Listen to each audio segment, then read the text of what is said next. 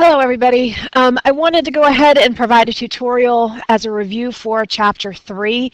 I'm anticipating having a lot of students in Bulldog Block this week, so I want to make sure that everyone has an opportunity to work with me on going through the answers to the review guide, since there won't be an opportunity to retake this test, and it's going to be the last big assessment of the marking period. So just to quickly go through Chapter 3, we've talked about relationships and bivariate data. All of the data that we've looked at in this unit has been quantitative, and we've been looking at the relationships between explanatory and response variables. So in class, we kind of completed just a quick review of what least squares regression was. Every least squares regression line goes through the point where it's the mean of x and the mean of y. The formulas for finding the slope is going to be dependent on your summary statistics. So if you know the correlation coefficient and you know the standard deviation of y and x, then the slope of the regression equation is always going to be the correlation coefficient times the standard deviation of y divided by the standard deviation of x. And if you remember, back when you were in Algebra 1, you learned that slope was equal to the change in y over the change in x. So just try to remember that your y variable is going to be on the top of that fraction, x is going to be on the bottom. If you're thinking about interpreting the slope, remember that your y units are going to go on top and the x units are going to go on the bottom. And just remember that if you're not told which variable is which, then you have to decide which is your explanatory variable and which is your response. The explanatory variable is always going to be x.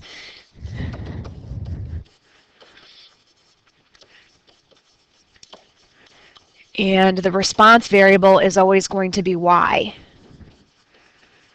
Now, in algebra, we called this the independent variable x, and we called the y variable the dependent variable. So just recognize the terminology so that it doesn't confuse you.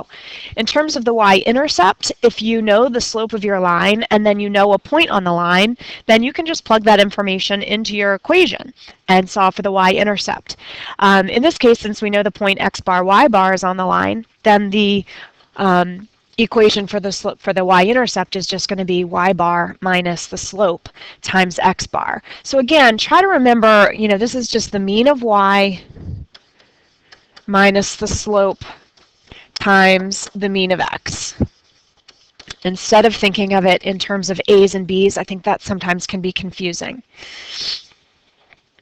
Okay, in terms of interpreting the slope, you got to remember that it's, because we're dealing with a regression line, the interpretation is just a prediction or an estimate or what we expect to see. So you need to make sure that you use the appropriate terminology when you're describing the slope in context. So the slope is essentially the predicted amount of the change that we expect in y for every increase of 1 unit in x. So remember, with your slope, you always want to reduce it so that it's a fraction with 1 in the denominator. The y-intercept then is just going to be the predicted y value when the x variable or the x value is 0. I'm not going to do anything with respect to standardizing the x and y values, but just know if you standardize, then the standard score for y is just going to be the correlation coefficient times the standard score for x. And again, that's not going to be on your unit test. All right, the correlation coefficient, I'm not going to ask you to calculate it by hand. It will either be given to you or you'll have data. And to determine the correlation coefficient, if you do linear regression on your list 1 and list 2 or wherever your data is, the correlation coefficient will come up automatically. If it doesn't, then just make sure that you turn your diagnostics on. And that's under your catalog. If you just hit the second 0 button, that'll take you to your catalog, which is basically the index of all of the commands on your calculator. Scroll down until you see diagnostics on, press enter until it says done. So anytime you're asked to find the correlation coefficient, there's not an independent command on your calculator to calculate that for you. So if you do it through linear regression, you'll always get the correlation coefficient. But I'm not going to ask you to do it by hand. The correlation coefficient, remember, measures the strength and direction definition of a linear relationship. It only works for linear relationships. Even though we saw the correlation coefficient with some of our nonlinear models, it's because the calculator linearizes the data. So the r and the r squared values that are being reported aren't necessarily always on x and y. Sometimes it's on the linearized data. So for example, for an exponential function, it would be on x and the natural log of y that the r is being reported. If you're just given the summary statistics, like if I just tell you that r is equal to 0.83, the only thing you can tell me is that there's a positive association that's moderately strong. Without seeing a scatter plot, you can't tell me if there's a linear pattern. So be really careful if you're just given the summary statistics. And remember, a good correlation coefficient is one that is going to be close to -1 or +1. That indicates a very strong association. The closer it is to 0, the less or the more weak or weaker the association is. The coefficient of determination is just r squared, also reported on your calculator when you do regression. It is simply the correlation coefficient squared. And this is what you have to remember. It gives you the percent of the data's variance, or the variation in the y values, that can be explained by or accounted for by the least squares regression line. Basically, you want that value to be close to 1 as well, because if it is 1, then that tells you that 100% of the variation in the y variables, or the y values, can be explained by the regression equation using the x variable. And remember, too, if it's reported, if you get the r squared value with a nonlinear model, it's not relating x and y, it's relating the linearized data. Residuals, once you have your scatter plot, so we always enter our x values in list 1 and our y values in list 2. To come up with the residual, first you need to determine your predicted y values. So these are your actual x and y. That's the data. To determine your predicted y, remember you have to do your regression equation and paste it into y equals. So suppose my regression equation is in y1. Then to determine the predicted y values, I want to substitute all of my x values into the equation. I can do that with one command. And this is y1 of list 1. It's function notation. It's f of x, except I'm plugging in all of my x's that are in list 1. To determine your residual, then, we do that in list 4, and it's going to always be your actual y minus the predicted y. Well, my actual y should be in list 2, my predicted y should be in list 3. To construct a residual plot, then, I'm always plotting my original x versus the residuals. And so that would be list 1 versus list 4. But you can calculate a residual for any value. So for example, let's say I've got an equation that models the movie ticket prices over time, and I tell you in the year 2008 the actual average movie theater ticket price was $7.25. I'm making this up, but suppose that is true. And then I ask you, well, what does your equation predict? Well, let's say your equation predicts that the movie theater ticket price is actually $7.50. Then to determine the residual, you're just going to take the actual value, which is $7.25, minus what you predicted, which was $7.50, and that'll give you a negative 25-cent residual. So remember, the residual is just a deviation from the actual value. It's the distance between the scatter plot, or the points in the scatter plot, and the regression equation, whether it's a line or something that's nonlinear. When you're constructing a residual plot, remember you want to see a random scatter of points. A residual plot, let me just draw a picture. So let's say this is my original scatter plot. This is x, this is y. Let's say I decide to model this with a straight line. Okay, the residual plot, let me see if I can do this with my finger. Let's see, if I take this, I don't know if I can do both.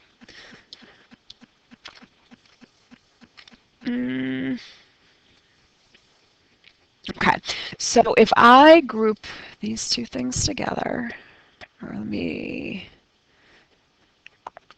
clone that, and then this isn't working, forget it. Imagine instead, sorry,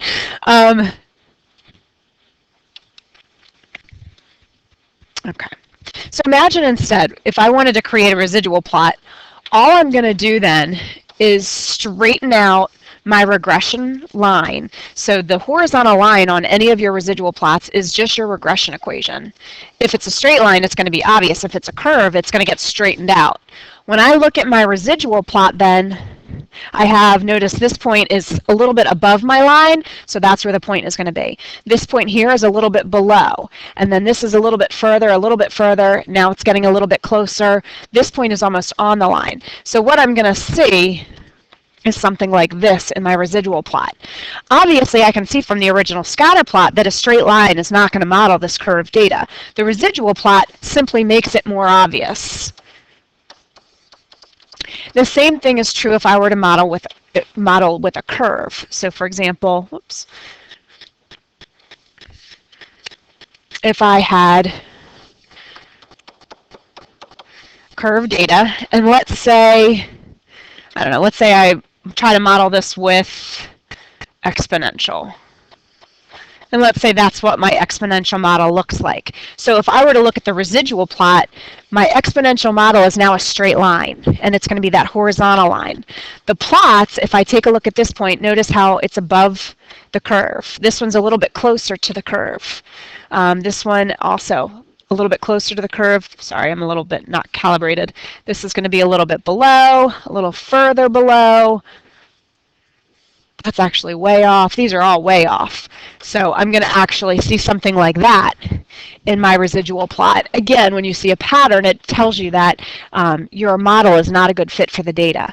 It may, though, be, if you're actually comparing several models, you also want to take a look at the distance of the points from your regression equation, because if the distances are very small, then your plot, even though there may be a pattern to it, it may be the best of the options that you have available to you.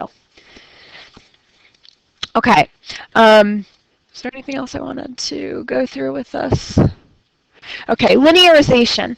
Linearization is another way, especially when you're dealing with nonlinear models, to choose the most appropriate one. Because the residual plots, remember, we're just like using Zoom 9 to scale them. So unless we're actually comparing the models using the same exact scale to see how close the points are, it's also based, the residual plots then are just an impression that you get from the data. Linearization is another alternative to determining the best model, especially when you're comparing nonlinear equations. So basically what we do is we store our actual x in list 1 and our actual y's in list 2, and then what we do is we look at the natural log of x and y. And so that would be taking the natural log of list 1. And then in list, oops, that should be list 3. And then in list 4, we want to take the natural log of y, which is going to be the natural log of list 2. And so basically what I'm going to do is I'm going to construct 4 different scatter plots. I'm first going to look at the relationship between x and y, list 1 versus list 2. If it produces a straight line trend, then I know I'm going to use linear regression. We've been doing that all along. Well, another alternative would be for me to look at the relationship between x and the log of y. Well, x we said was in list 1. The log of y would be in list 4. If I look at that scatter plot, and I'm going to zoom 9 it again, if that produces a straight line relationship, that means I'm actually going to want to model with exponential regression. Now, when I'm doing the command, I'm actually going to do exponential regression on the original data, not on the linearized data, but on the original data. The linearization technique just helps me choose the most appropriate model. In the third bullet, if I construct a scatter plot with a natural log of x versus y, so that would be list 3 versus list 2, if that produces a straight line, then a logarithm is going to be most appropriate to represent the data. And so I do logarithmic regression on x and y. And then finally, if the natural log of x and the natural log of y produces a straight line, then I'm going to use power regression. Do make sure when you're doing logarithmic regression that you choose ln reg. There's another option that says logistic regression, and that's something entirely different. Okay, I'm going to now go through the answers to the review guide, and hopefully this will clarify any problems for you, give you the correct answers, and hopefully answer any questions you might have. So in the first section, we're just trying to match the correlation coefficient to these scatter plots. I'm going to start with letter A. That is apparently the strongest relationship I see. You can also see that it's negative. So I'm going to want to pick the negative value of r that's closest to 1, and that's going to be r equals negative 0.9.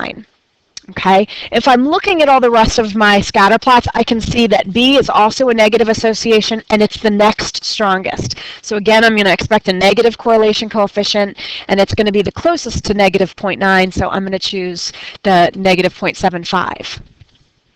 I can see, if I'm going to continue with the negative associations, I can see in letter E, this is another negative association, but it's weaker than letter B, and so I'm going to choose negative 0.5 for this one.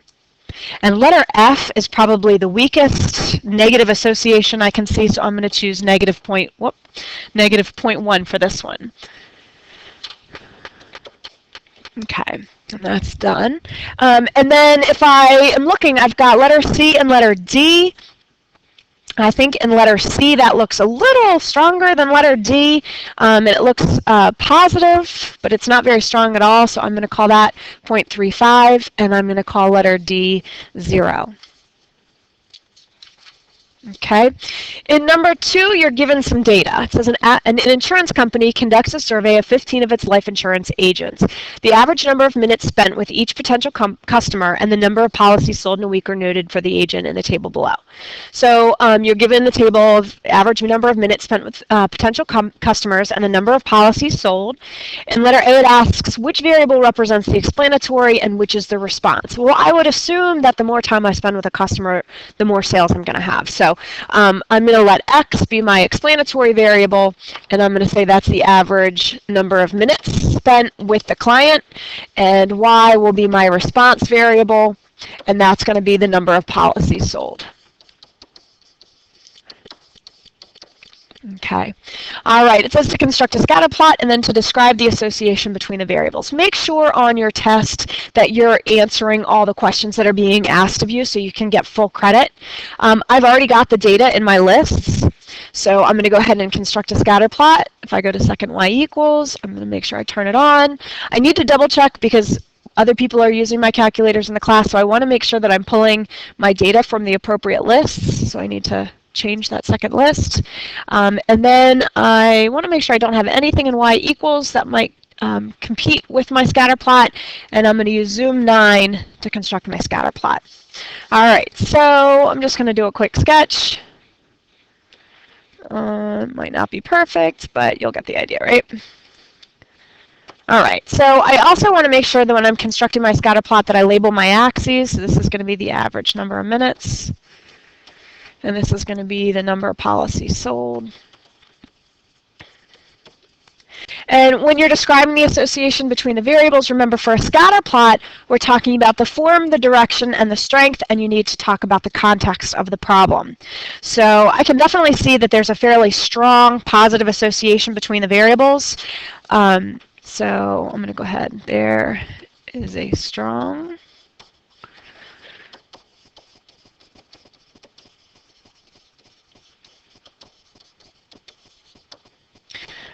but I do want to make sure that I'm talking in context. So what does a strong positive association mean? It means that as the number of minutes, or the more time I spend with customers, or the more time an agent spends with customers, the more policies are sold. In fact, I'm going to write it just like that.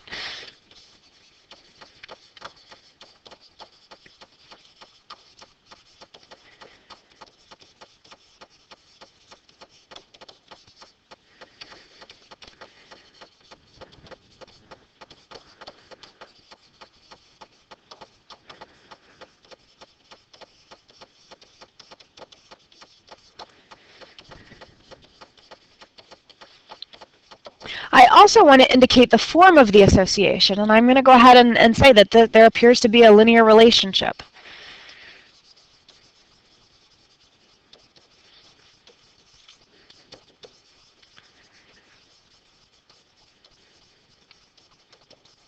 Okay. All right, it says to determine the equation for the least squares regression line. So we're going to do this on our home screen. We're going to go to Stat, Calc, choose Linear Regression, which is option 4. On the older calculators, you want to enter the command list1, comma, list2, and then you do want to make sure that you paste your regression equation in y equals. So you want another comma, and this is where you go to vars, y bars function, and choose the equation that you want to paste it into. All right. It's very important that you do that because any predictions that you make now, as long as you're pulling them out of the y equals screen, you're not having to deal with any rounding errors. If you make rounding errors, I'm going to take off points. You should not be rounding at all until the very end. So remember, when you're writing your equation for the least squares regression line, you always want to put a hat on top of y. And make sure that you're using the appropriate A and B where they belong, whether A is defined as your slope or the y-intercept, because there's actually two commands on the calculator that allow you to do linear regression. I also want to make sure that you are rounding to 3 decimal places. So the slope in this case is going to be 0.549 x, and then my y-intercept is going to be minus 1.731. All right, and then it says to interpret the slope and the y-intercept. So my slope in context, okay, we're saying that as x increases by 1 unit, the slope describes how y is changing, or predicting how y is changing. So the slope is basically saying that as the average number of minutes spent with potential customers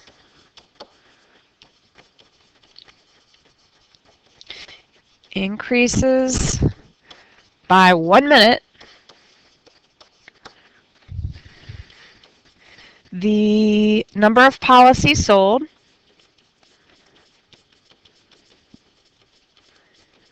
is expected to increase 0.549.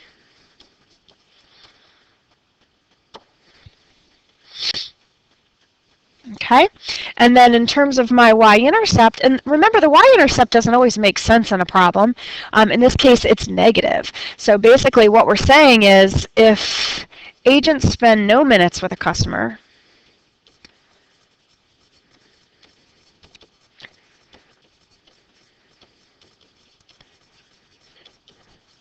they are expected to sell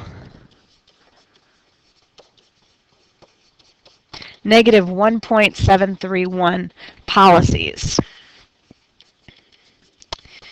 And this value doesn't make any sense, and that's because we're extrapolating. If you look at the values in your table, if you look at the x values, the lowest x value I believe we have is 18.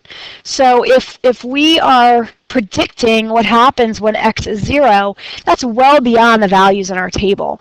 And so this is an example of extrapolating, which explains why the y-intercept doesn't always make sense with your linear regression equation. And so that would be something you might want to add. You know, this value does not make sense due to extrapolation.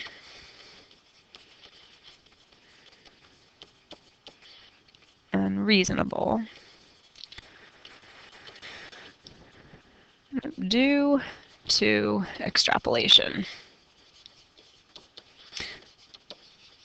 Okay, and that way you're covered.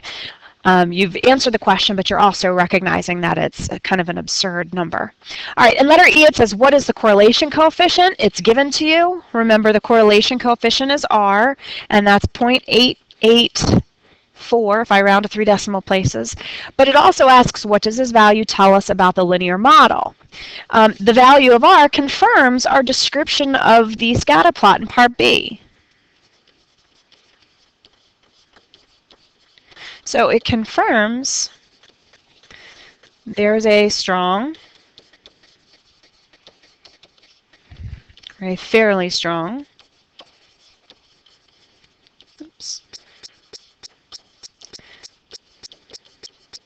positive association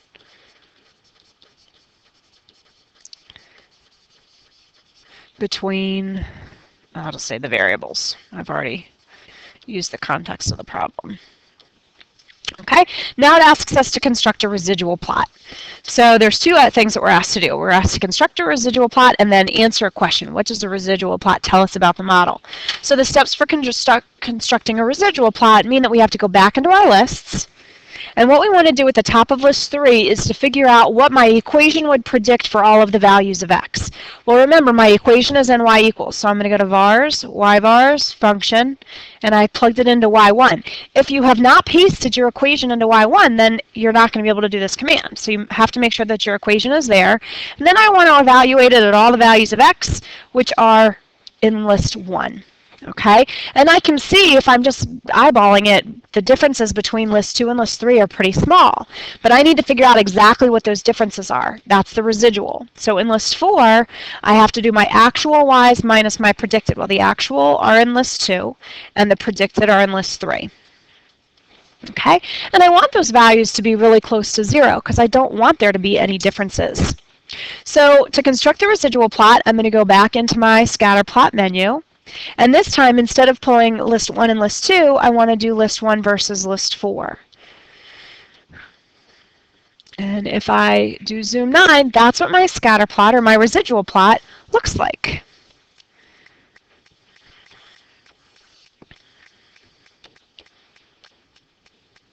And so I'm just going to sketch it on my paper.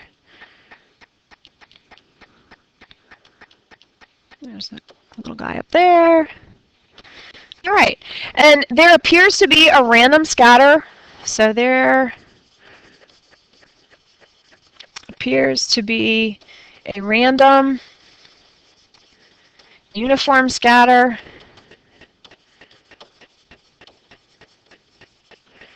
of points above and below the regression line,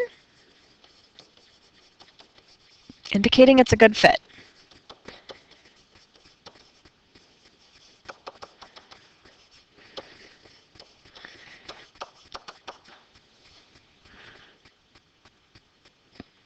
Whoops.